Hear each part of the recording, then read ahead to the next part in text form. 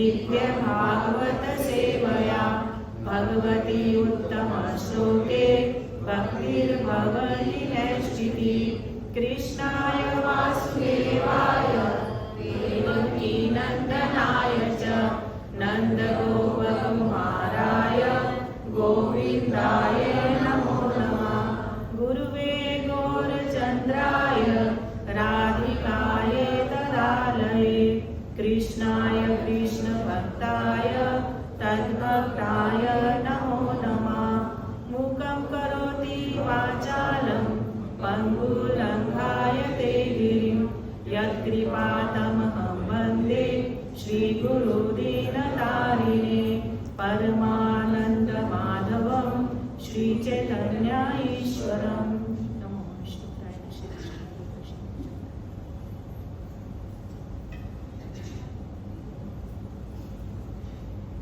हरे कृष्ण। ओम नमो भगवते वासुदेवाय। ओम नमो भगवते वासुदेवाय। ओम नमो भगवते वासुदेवाय। ओम नमो भगवते वासुदेवाय। ओम नमो भगवते वासुदेवाय। ओम नमो भगवते वासुदेवाय। श्रीमद् भागवतम स्कंद 1 चैप्टर 18 अध्याय 18 और श्लोक नंबर 24 एंड 25। श्लोक 24 और 25। एकदा धनुरुद्यम्य विचरन् मृगयां वने मृगाननुगतः श्रान्तः क्षुधिस्तस्त्रीषितो वृषम् जलाशयामचक्षानः प्रविवेश तमाश्रमम् ददर्श मुनिमासीनम् शान्तं मीलितलोचनम् एकदा धनुरुद्यम्य विचरन् मृगयां वने मृगाननुगतः श्रान्तः क्षुधितस्त्रीषितो वृषम् जलाशयामचक्षानः प्रविवेश तमाश्रमम् ददर्श मुनिमासीनम् शान्तं मीलितलोचनम् एकदा धनुरुद्यम्य विचरन् मृगयां वने मृगाननुगतः श्रान्तः क्षुधितस्त्रीषितो वृषम् जलाशयामचक्षानः प्रविवेश तमाश्रमम् ददर्श मुनिमासीनम् शान्तं मीलितलोचनम्। प्रभु जी हरे कृष्णा।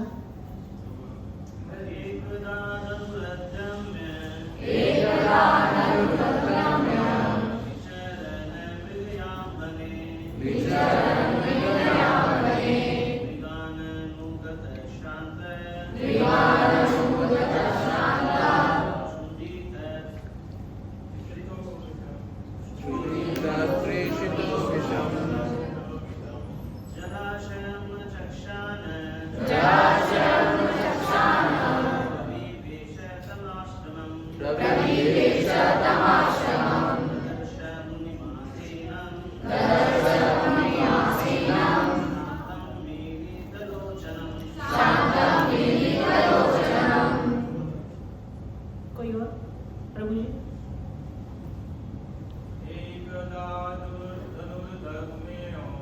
एकदा धनुर्धर्म्यो विचरन् मृगयं वने मृगनानुगता शान्ता उदित्सद्विषतो कृष्णं जलाशयं च क्षाणाः रविवेश तमाश्रमम् ददर्श मुनि आसीनं शान्तं मिलितलोचनं। कोई माता जी? हरे कृष्णा।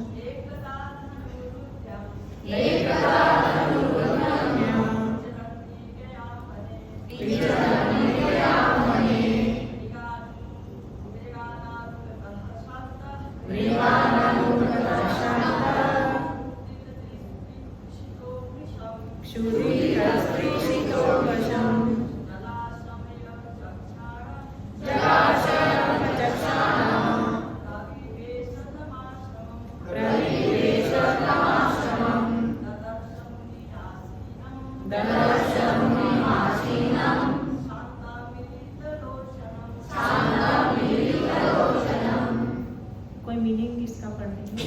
हरे कृष्णा। एक बार महाराज परीक्षित वन में धनुष बाण के शिकार करते हुए हिरणों का पीछा करते करते अत्यंत थक गए और उन्हें अत्यधिक भूख तथा प्यास लगी। जलाशय का पता करते हुए वे सुविख्यात समीप मुनि के आश्रम में प्रविष्ट हुए, जहाँ उन्होंने आंखें बंद किए शांत भाव से बैठे मुनि को देखा। हरे कृष्णा। हरे कृष्णा। तात्पर्य भी पढ़ दीजिए। श्रील प्रभुपाद की। परमेश्वर अपने शुद्ध भक्तों पर इतने कृपालु हैं कि वे उचित समय पर ऐसे भक्तों को अपने पास बुलाकर भक्त के लिए शुभ स्थिति का निर्माण करते हैं। महाराज परीक्षित श्री भगवान के शुद्ध भक्त थे, अतएव उनके अत्यधिक थकने, भूखे तथा प्यासे होने का कारण नहीं था, क्योंकि भगवत भक्त कभी ऐसी शारीरिक आवश्यकताओं से विचलित नहीं होता।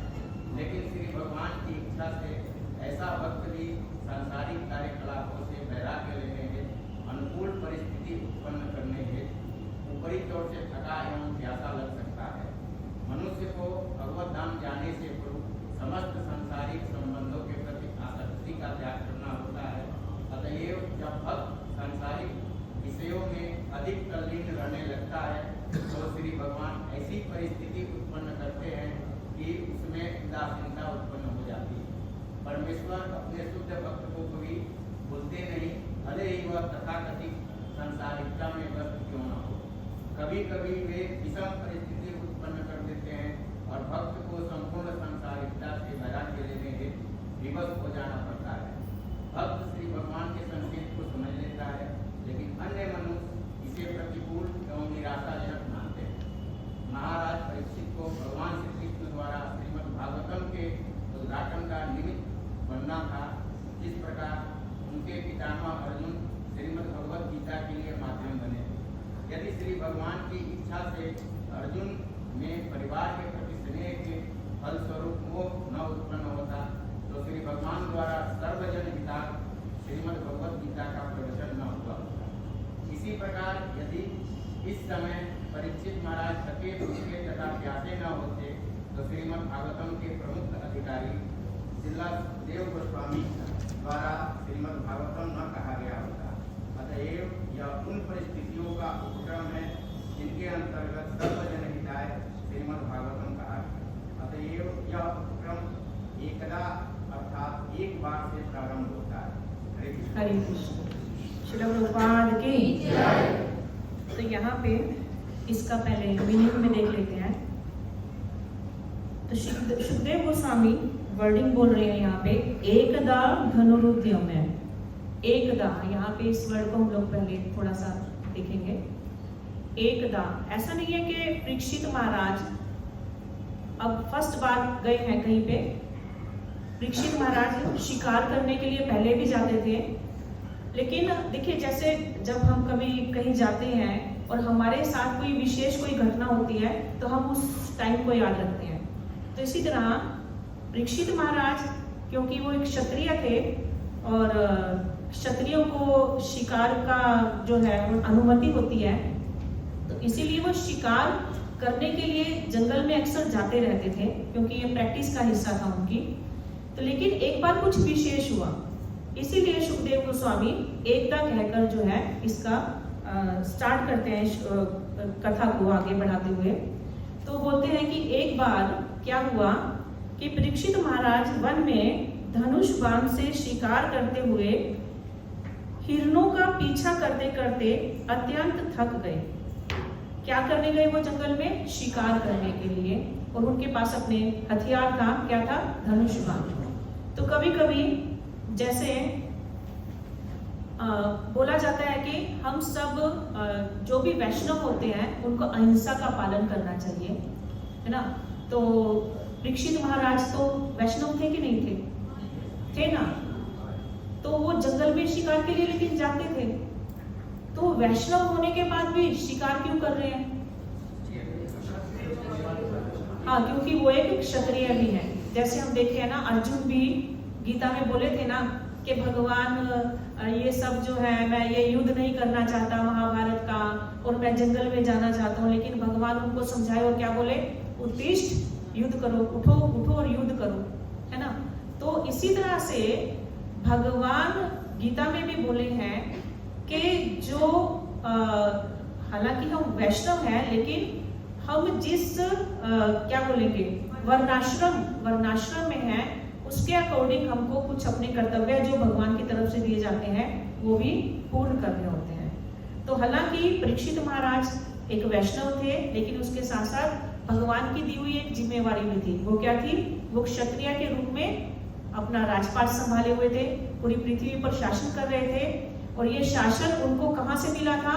उनकी पारिवारिक परंपरा से, जिसको भगवान ने ही महाभारत के युद्ध के द्वारा धर्म की स्थापना करने हेतु उनके दादा जो थे युधिष्ठिर महाराज और पांडव, उनको ये राज्य जो है सौंपा था कि अब तुम धर्म के साथ यहाँ पर राज्य करो।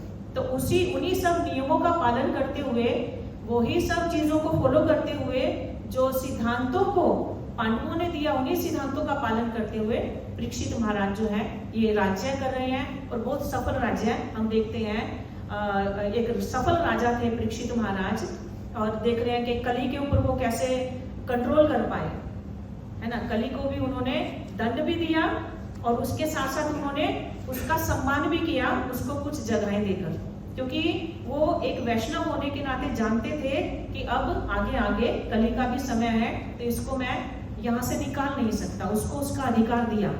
तो वही परीक्षित महाराज अभी एक क्षत्रिय होने के नाते वो अपना धर्म जानते हैं, और इसीलिए वो उनको पता है कि कभी भी मुझे हथियार चलाना पड़ सकता है। तो उसकी प्रैक्टिस के लिए क्षत्रिय क्या करते हैं? वो जंगल में जाकर कुछ पशुओं को, ये जो शिकार के लिए भी ऐसा नहीं है कि हर पशु को मार सकते हैं राजा लोग, क्षत्रिय लोग, कुछ कैटेगरीज, कुछ पशु जो हैं वो उनको मार सकते हैं। तो वो प्रैक्टिस के लिए जाते हैं। और ऐसा भी हमने भागवतम में बहुत बार वर्णन देखा है कि जब ये राजा लोग जंगल में जाते थे शिकार करने के लिए, उसके बाद आकर वो क्या करते थे? यज्ञ करते थे ताकि वो जो आत्माएं जिनको उन्होंने इस प्रैक्टिस के लिए यूज किया है उनका उद्धार हो सके, और उन यज्ञों के थ्रू उनका उद्धार किया जाता था। और ये जो पशु जो मरते थे, हम देखते हैं कि ये उनकी जो छाल होती थी, उनकी जो चमड़ा होता था, ये जो वनों में, आश्रमों में ऋषि मुनि लोग रहते थे उनको दान दे देते थे, उनको दे देते थे। तब क्योंकि आप देखते हैं ना, वो छाल डाल के रखते थे, बहुत सारे ऋषि मुनि लोग जो हैं छाल डालते थे या आसन बनाते थे, मृग की छाल को या सिंह की छाल को ऐसे यूज किया जाता था। तो ये उनको सेवा में दे देते थे। मतलब ये इंद्रिय तृप्ति के लिए ये सब नहीं करते थे, ये उनके कर्तव्य का एक हिस्सा था।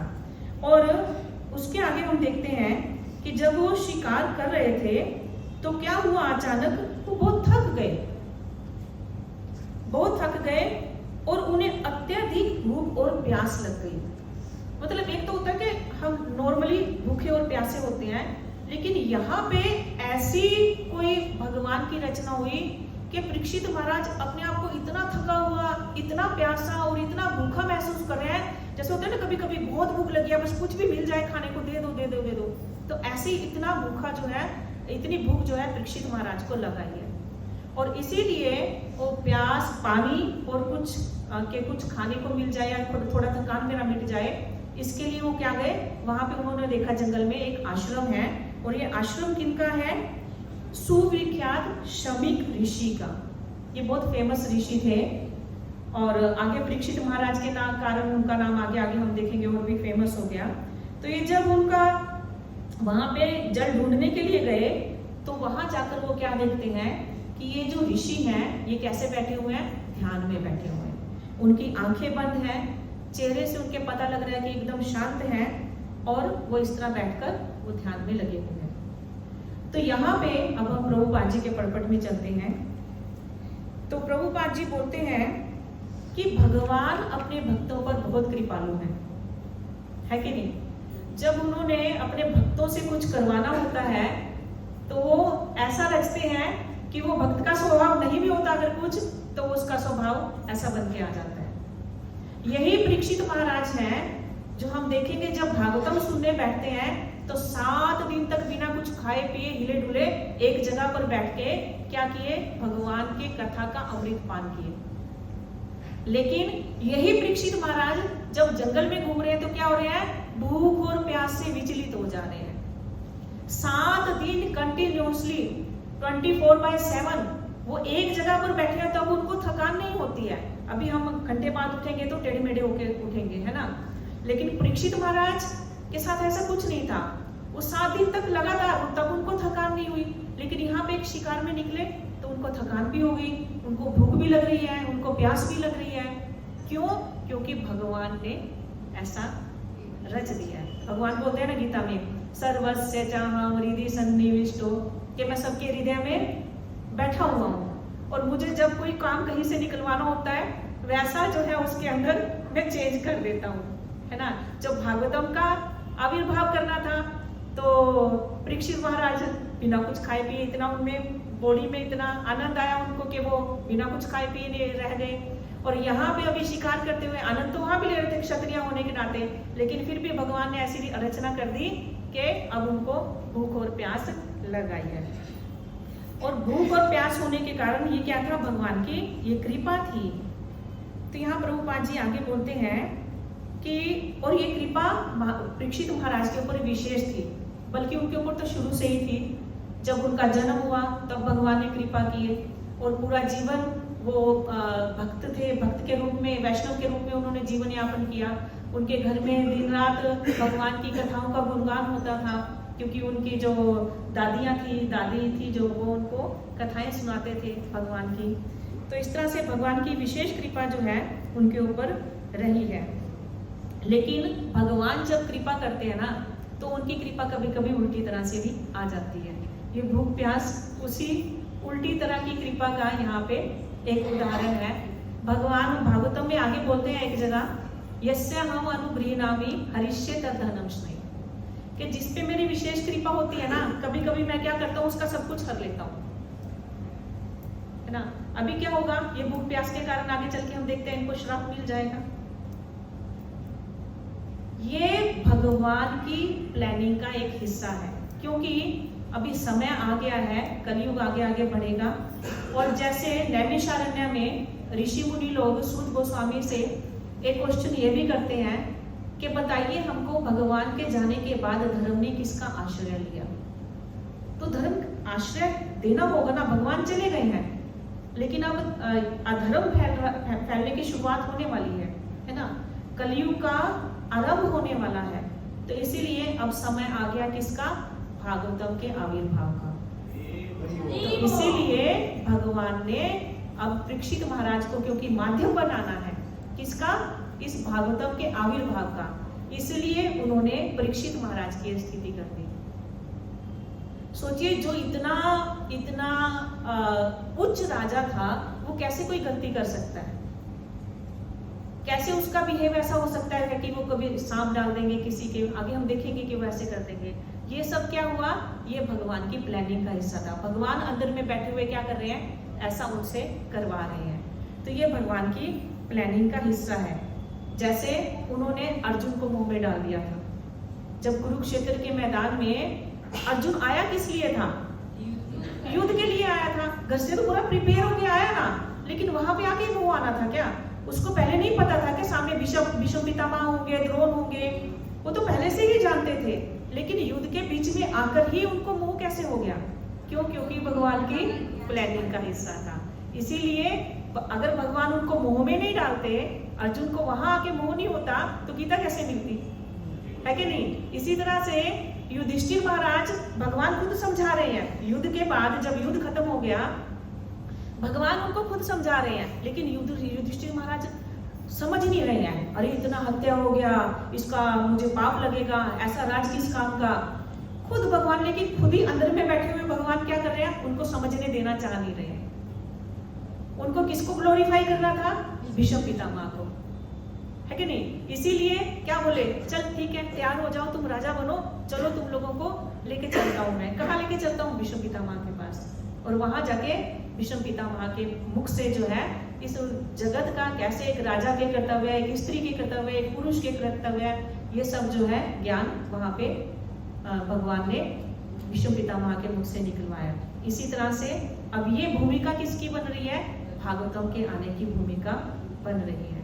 तो यहाँ प्रभुपाद जी के इसी प्रपोट को, इसी भाव को हम आगे बढ़ाते हुए कुछ और चीजें जानेंगे कि ये जो जितने भी ये जिनके मुख से, जैसे अर्जुन हुए, युधिष्ठिर हुए या परीक्षित महाराज हुए, इन लोगों ने क्या किया कि जब भगवान ने जैसा करवाना चाहा वो वैसा कर दिए, विरोध नहीं किया। जैसे जब भगवान ने अर्जुन को समझाया कि ये युद्ध करना तुम्हारे लिए सही रहेगा, तो अर्जुन फिर भी ये नहीं बोला नहीं नहीं मैं नहीं करूंगा, वो किए।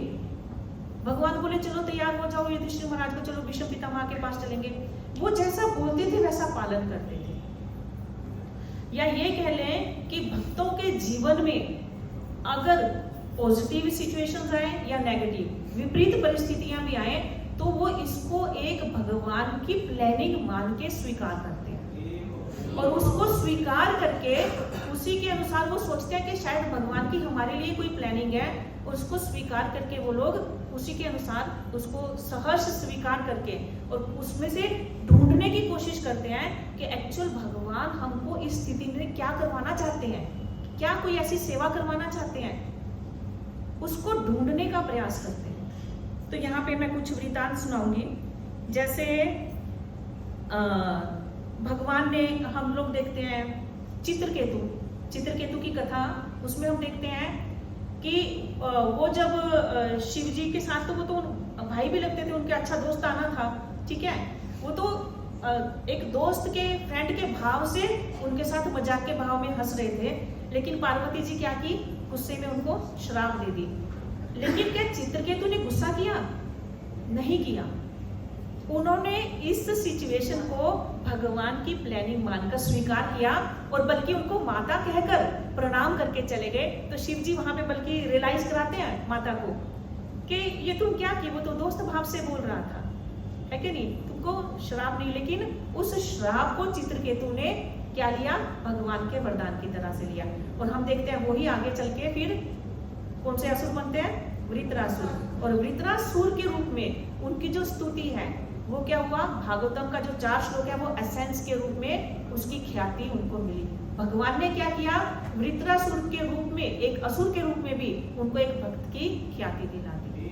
तो ये क्या किया? यही जब चित्रकेतु थे वो माता के साथ और अपराध करने लग सकते थे, लड़ सकते थे, लेकिन ये भक्त का भाव क्या है कि उन्होंने उस श्राप को भी स्वीकार किया, ठीक है कि नहीं। इसी तरह से वृंदावन में एक बार, जैसे हम देखते हैं भगवान अपनी बांसुरी से बहुत प्यार करते हैं, है ना, और इतना प्यार करते हैं, हर टाइम अपने होठों से लगा के रखते हैं, नहीं तो कमर में डाल के रखते हैं, कि गोपियों को भी कभी कभी जो है उनके साथ सोतिया डहा हो जाता है, मतलब ईर्ष्या हो जाती है। तो एक बार गोपियां बांसुरी के पास गई, उनसे पूछी कि तुम ऐसा क्या की कि भगवान तुमसे इतना प्रेम करते हैं, हमेशा अपने अधरों पे लगा के रखते हैं। वो बोली मैंने ज्यादा कुछ नहीं किया, भगवान ने जैसा चाहा मैं वैसा ढल गई। भगवान जब मैं बांस के रूप में थी मेरे पास आए तो वो बोले क्या मैं तुमको इससे अलग कर लूं? तो मैंने बोला हाँ भगवान आपकी इच्छा। तो बोले उन्होंने मेरे समझ लो एक तरह से उनसे परिवार से अलग कर दिया और फिर उन्होंने क्या किया, मुझे अंदर से खोखला कर दिया, क्लीन कर दिया। और फिर उसके बाद भगवान ने बोला मैं छेद कर दूं? तो बोले मैंने कहा हाँ भगवान आपकी इच्छा जो चाहे कीजिए। कहते जैसे जैसे भगवान मुझसे चाहते रहे मैं उस तरह ढलती रही और ढल ढल के मैं भगवान की इतनी प्रिय हो गई कि भगवान ने मुझे अपने अधरों पे धारण कर लिया।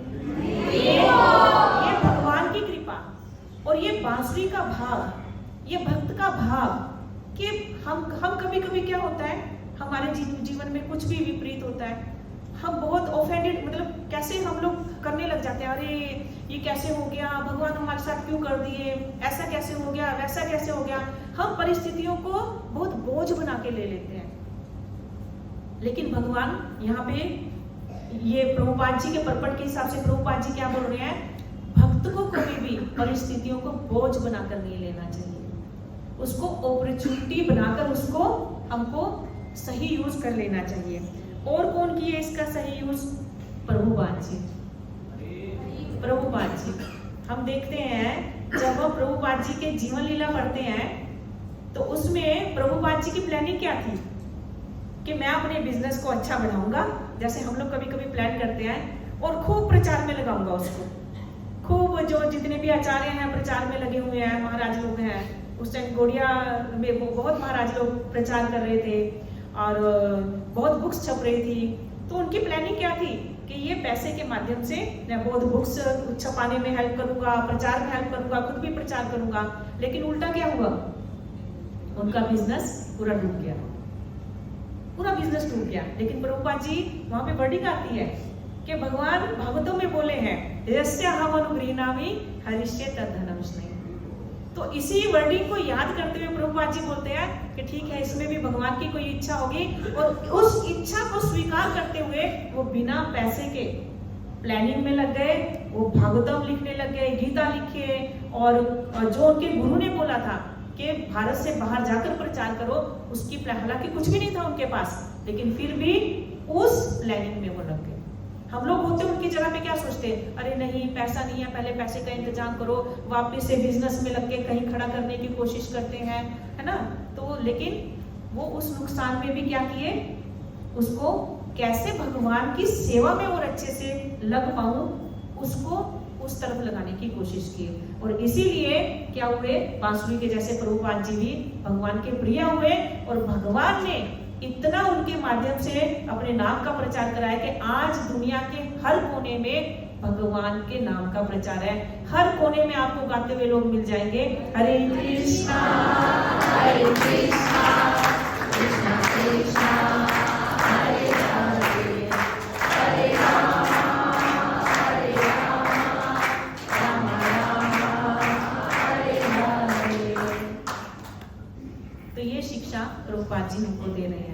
प्रभुपाद जी बहुत सारे हम लोग वृंदावन लीला में देखते हैं, जितने भी क्यों ब्रिजवासी लोग इतने भगवान को प्रिय हैं, क्योंकि भगवान जैसा चाहते हैं वैसा वो करते हैं। उनको भगवान के अलावा कुछ दिखता ही नहीं है। वो भगवान उनको बोले, छोटे से बच्चे हैं, भगवान बोले कोई जरूरत नहीं है इंद्र पूजा की, क्या करो, गोवर्धन पूजा करो। एक छोटे बच्चे की बात मानते हैं क्या? नहीं मानते। लेकिन भगवान इतने प्रिय थे उन लोगों को कि एक बच्चे ने बोला इंद्र की पूजा नहीं करनी, गोवर्धन की पूजा करो, तो सब के सब ब्रिजवासी लोग क्या किए, गोवर्धन की पूजा करते हैं।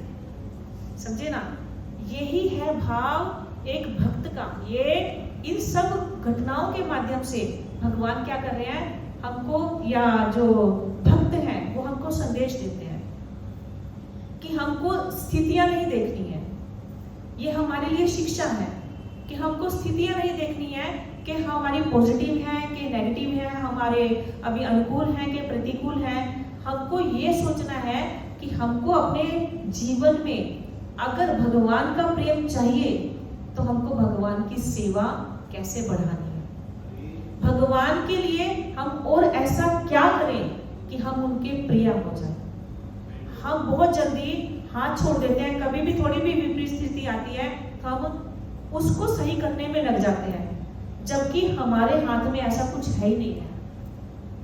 किसी में ताकत है क्या परिस्थितियों को अनुकूल करने की? अगर आपके जीवन में, आपके भाग्य में लिखा है कि आपको उसको सहना ही पड़ेगा, आपको जीवन में आएगा ही वो, तो क्या कोई उसको अनुकूल कर सकता है अपने आप? नहीं।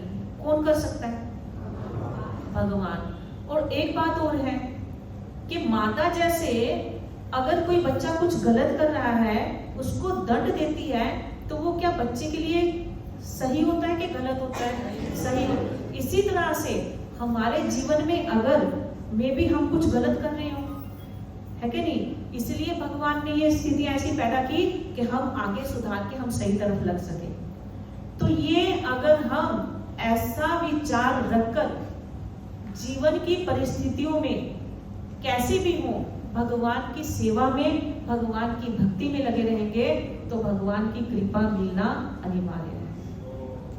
शिला प्रभुपाद की ये हमारा आज का शिक्षा इस श्लोक के माध्यम से।